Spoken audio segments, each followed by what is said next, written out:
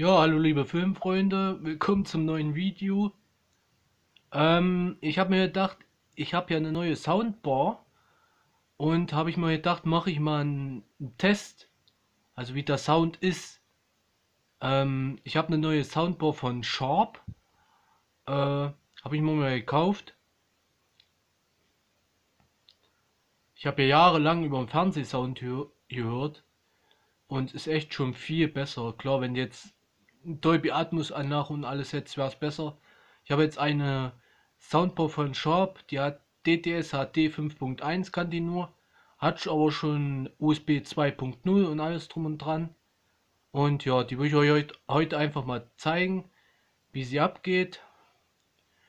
Ja, was soll ich noch dazu sagen? Wenn ihr, wenn ihr eure Anlagen oder eure Soundbars testen wollt, also dann nimmt auf jeden Fall Operation Overlord, der Anfang mit dem Flugzeug, absolute Referenz. Also was da abgeht. Und da mein letztes Video mit dem Fernseher-Update über 3 oder ich jetzt schon 400 Klicks hat, habe ich gedacht, mache ich mal wieder so ein Technikvideo, das interessiert ja auch viele. Ja, ähm, also wie gesagt, ich habe jetzt Dings, aber gleich vorab, wenn ihr den auf Blu-ray testen wollt, braucht ihr nicht machen. Der hat nur Dolby Digital. Nur die 4K hat Dolby Atmos. Also richtig cool. Ist auch mal cool, ein Upgrade der Tonspur. Es gibt ja so einen selten wie Bumblebee hat das ja auch. Ja, dann wollte ich euch mal zeigen, dann sehen wir uns gleich wieder.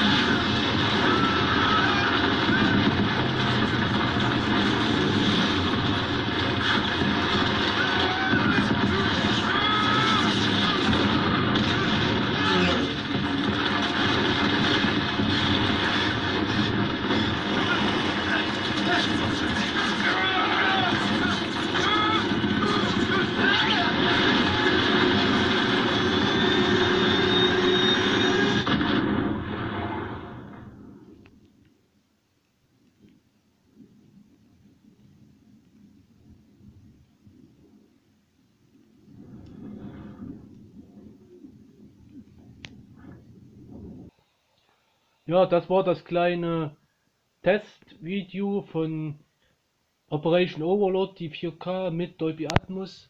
Und ich habe euch wahrscheinlich nicht zu viel versprochen, oder? Absoluter Hammer. Also sowas habe ich echt noch nie erlebt.